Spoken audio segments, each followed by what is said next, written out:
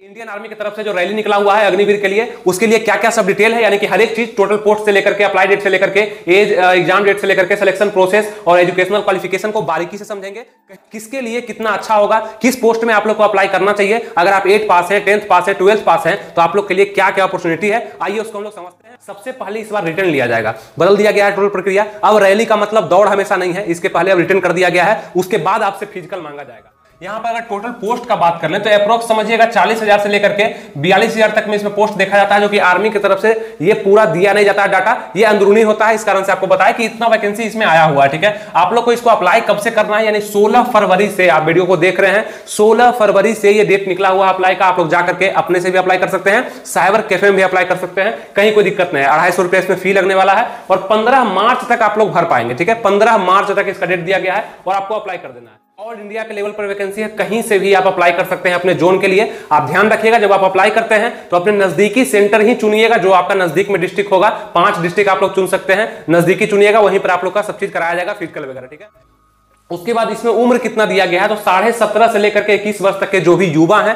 इसको आराम से अप्लाई कर पाएंगे, कहीं भी कोई दिक्कत नहीं आएगा। और एज काउंट कब से लिया जाएगा, जिसको समझने में थोड़ा सा आप लोग को दिक्कत हो सकता है, यहाँ पे 1 अक्टूबर 2023 तक यहाँ पे एज काउंट किया जाएगा। लेकिन इसको समझने में और आसान हो जाएगा जब आप समझेंगे कि 1 अक्टूबर 2002 से 21 अप्रैल 2006 के बीच में अगर आपका जन्म है, आप अपना देख लीजिए सर्टिफिकेट में जो आपका डेट ऑफ बर्थ है उसको मिला लीजिए कि आपका 1 अक्टूबर 2002 के और 21 अप्रैल 2006 के बीच में है, तो आप इस वैकेंसी के लायक हैं, आप भर सकते हैं। आप अब क्वालिफिकेशन कितना रखते हैं, 10th है या 12th है, उसके अनुसार हम लोग आगे बात करते हैं। अगर हम बात कर ले एग्जाम डेट का, जो कि डिक्लेयर कर दिया गया है कि एग्जाम कब लिया जाएगा। अब एग्जाम क्या होगा, एग्जाम यानी कि टोटल प्रोसेस, स्टेप, चयन प्रक्रिया इसमें क्या होगा। सबसे पहले इस बार रिटर्न लिया जाएगा, बदल दिया गया है टोटल प्रक्रिया। अब रैली का मतलब दौड़ हमेशा नहीं है, इसके पहले अब रिटर्न कर दिया गया है, उसके बाद आपसे फिजिकल मांगा जाएगा। तो फर्स्ट नंबर में यहाँ पे रिटर्न को रखा गया है, इस कारण से आपको बताया कि एग्जाम डेट जो है 17 अप्रैल से शुरू हो जाएगा प्रक्रिया, यानी कि जितना भी दिन चले, 17 से लेकर के 27 तक भी क्यों ना चले, लेकिन 17 से शुरू होगा। और वहां पे जाकर के जितने भी लोग फॉर्म को अप्लाई करेंगे,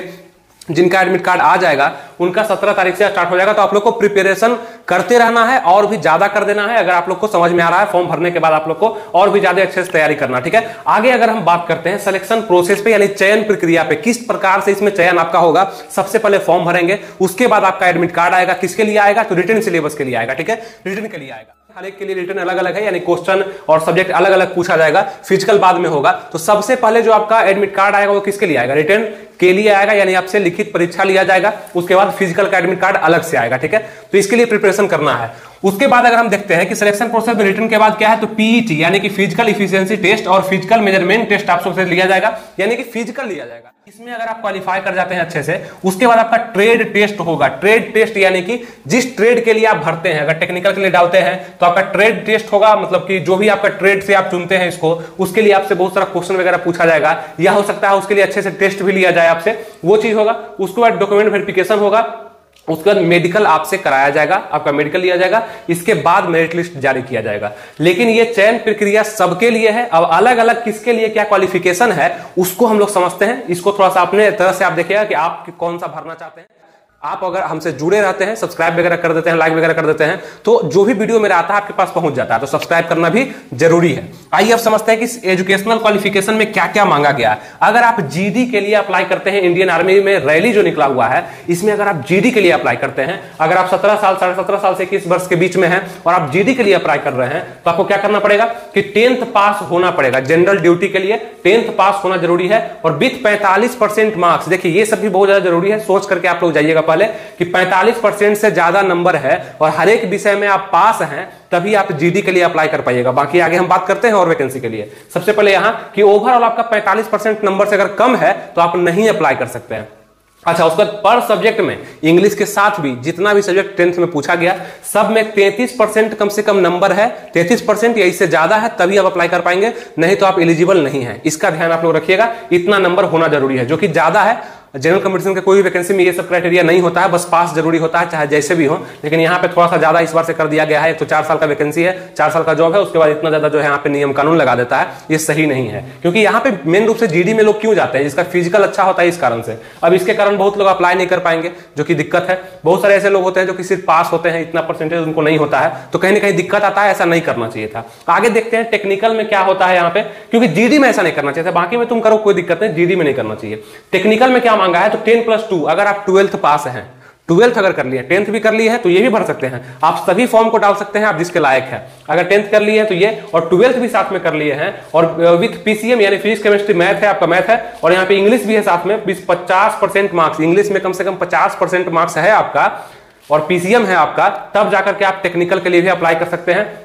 और 40% ईच सब्जेक्ट, यानी कि इंटर में आपका जो सब्जेक्ट होगा, प्रत्येक सब्जेक्ट में 40% से ज्यादा, 40% या 40% से ज्यादा नंबर है तो आप टेक्निकल को अप्लाई कर सकते हैं अग्निवीर के तहत, इंडियन आर्मी के तहत, कहीं भी कोई दिक्कत नहीं होगा। यानी 12th पास करने के बाद पीसीएम आपका सब्जेक्ट होना चाहिए, इसमें इंग्लिश भी इंक्लूड होना चाहिए, और इंग्लिश में खास करके 50% मार्क्स आपका पूरा मिला करके भी, पीसीएम में मिला करके भी 50% मार्क्स मतलब पूरे में इंटर में होना चाहिए, और हर एक सब्जेक्ट में इंग्लिश के साथ साथ आपको 40% से ज्यादा मार्क्स भी उसमें चाहिए। समझ गए?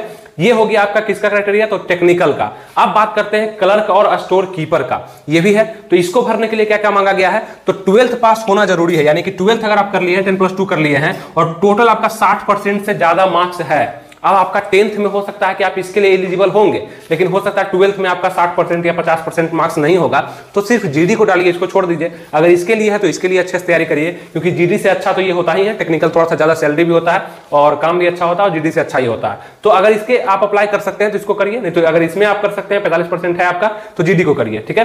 फिजिकल तो सेम ही होगा। अब आगे हम बात करते हैं कि क्लर्क और स्टोर कीपर के लिए 12th और 60% पूरा मार्क्स, यानी ओवरऑल मार्क्स जितना भी सर्टिफिकेट आपका बना होगा 60% से ज्यादा कराना चाहिए। उसके बाद 50% मार्क्स ईच सब्जेक्ट, यानी प्रत्येक जो सब्जेक्ट था 10+2 में, 12th में आपका सब में कम से कम 50% मार्क्स होगा, उससे ज्यादा होगा तब आप भर पाइएगा, कहीं कोई दिक्कत नहीं होगा। ये हो गया क्लर्क और स्टोर कीपर का, साथ में एक ही है उसका।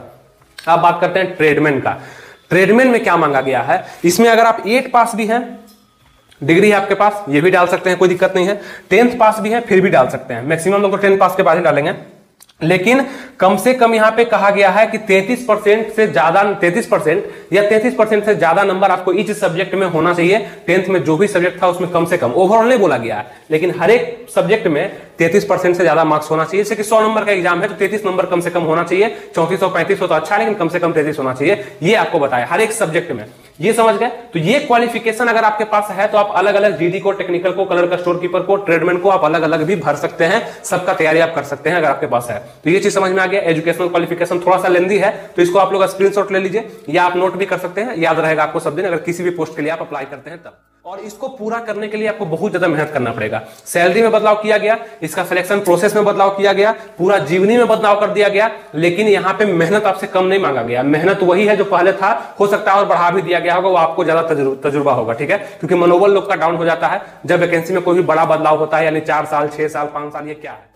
और जितना भी चीज अभी तक आपको हम बताए, स्टेप बाय स्टेप आपको समझाने का हम प्रयास किए, सब चीज आपको अच्छे समझ में भी आएगा, कहीं कोई दिक्कत नहीं हुआ होगा। अगर आप एलिजिबल हैं तो आप इस जॉब को ले लीजिए, अच्छा है। इसके बाद भी बहुत सारा अपॉर्चुनिटी आपके पास मिलेगा 4 साल बाद भी, वो आपके लिए हम बताते ही रहेंगे।